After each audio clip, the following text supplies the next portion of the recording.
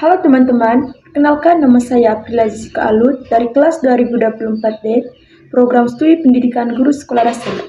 Hari ini saya akan mewawancarai terkait dengan pembunuhan dalam perspektif etika dan nilai-nilai dalam Pancasila. Baik, terima kasih kepada Katian yang telah meluangkan waktunya. Langsung saja ke pertanyaan pertama. Menurut Katian, mengapa pembunuhan dianggap salah secara moral dan tidak bisa dibenarkan berdasarkan nilai-nilai yang berlaku di masyarakat? Untuk pertanyaan pertama, menurut saya itu pembunuhan itu dianggap salah karena mengambil nyawa seseorang itu dari hanya masalah sepele. Ya, itu adalah pembunuhan secara sengaja dan mengambil nyawa seseorang. Secara sengajanya karena pelanggaran terhadap hak paling dasar manusia, yaitu hak untuk hidup. Terus dalam pandangan moral masyarakat, tindakan ini tidak manusiawi, menyakiti banyak pihak dan merusak kedamaian. Apalagi membunuh seseorang itu dia menyakiti keluarga kecilnya itu, yaitu istri, anak, intinya keluarga besar yang ditinggalkan oleh korban yang dibunuh. Mungkin itu saja. Pertanyaan yang kedua, menurut Katian, apa hubungannya tindakan dengan nilai-nilai yang ada dalam Pancasila, terutama soal kemanusiaan dan keadilan? Baik, pertanyaan kedua, apa hubungannya tindakan pembunuhan dengan sila-sila Pancasila? Tindakan pembunuhan bertentang langsung dengan sila kedua Pancasila, yaitu kemanusiaan yang adil dan beradab. Itu bunyi sila kedua. Membunuh berarti tidak menghargai nilai kemanusiaan sesama manusia. Terus pembunuh juga melanggar sila kelima, yaitu keadilan sosial bagi seluruh rakyat Indonesia, di mana di sini merampas hak seseorang secara tidak adil. Terus nilai-nilai Pancasila mengajarkan untuk hidup berdampingan secara damai dan adil. Itu di poin kedua Pancasila dan kelima. Pertanyaan yang ketiga, menurut Katian, bagaimanakah cara Pancasila mengajarkan kita untuk menghargai nyawa dan hak hidup orang lain? Baik, pertanyaan ketiga, bagaimana cara Pancasila untuk mengajarkan kita menghargai nyawa dan hak orang lain? Baik, menurut saya itu Pancasila mengajarkan bahwa setiap manusia adalah ciptaan Tuhan dan punya nilai yang sama. Sila pertama dalam Pancasila yaitu ketuhanan yang Maha Esa. Terus menanam bahwa hidup manusia itu suci dan harus dijaga. Lalu sila kedua itu mengajarkan kita memperlakukan secara adil dan beradab.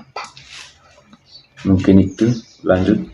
Yang keempat, menurut Katian, apakah ada situasi tertentu di mana membunuh bisa dianggap dimaklumi, misalnya karena membela diri, dan bagaimana Pancasila memandang hal itu?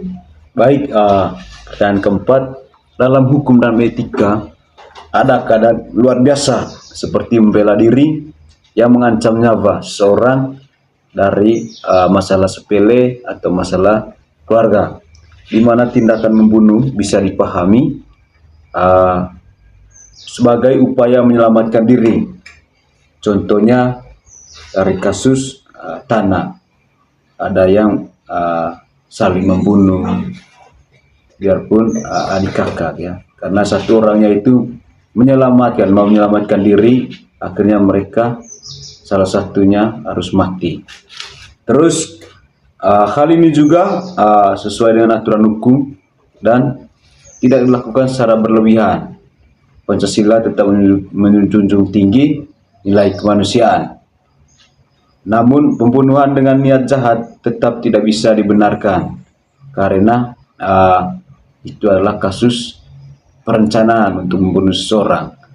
Itulah adalah pembunuhan yang paling jahat menurut saya, karena membunuh seseorang itu dengan merencanakan, ya. Itu untuk pertanyaan keempat. Terima kasih. Lanjut ke pertanyaan kelima. Menurut Katian, apa peran pemerintah dan hukum dalam mencegah dan menangani kasus pembunuhan supaya sesuai dengan nilai keadilan dalam Pancasila? Baik, pertanyaan ini tepat, pertanyaan terakhir. Pemerintah dan hukum punya peran besar untuk menjaga keamanan serta ketertiban masyarakat dalam semangat dalam Pancasila itu terdapat di sila kelima, yaitu keadilan sosial bagi seluruh rakyat Indonesia. Negara harus memastikan bahwa keadilan itu harus ada. Terus negara juga harus memastikan bahwa pelaku pembunuhan itu dihukum secara adil, ya, secara adil, dan korban mendapatkan keadilan. Contohnya pelaku itu dipenjara, kalau pembunuhan itu dipenjara seumur hidup. Kalau untuk korbannya, contohnya istri, anak, itu mendapatkan banyak bantuan dari pemerintah, terlebih khusus untuk pakaian, makanan, apalagi untuk anak itu biaya sekolah. Itu kalau mengikuti sila kelima, yaitu keadilan. Terus selain itu juga pemerintah juga harus mencegah pembunuhan dengan cara memperkuatkan pendidikan moral. Itu makanya pemerintah setiap daerah itu mengadakan atau mendirikan sebuah sekolah.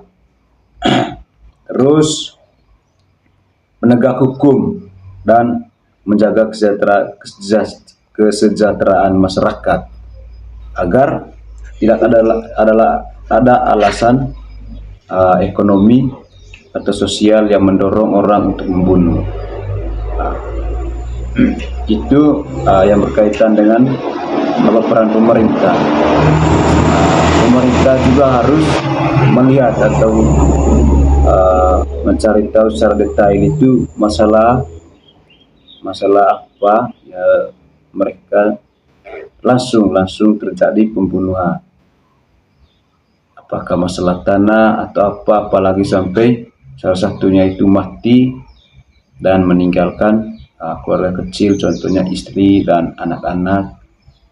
Begitu untuk pertanyaan kelima. Terima kasih. Baik, terima kasih Kak.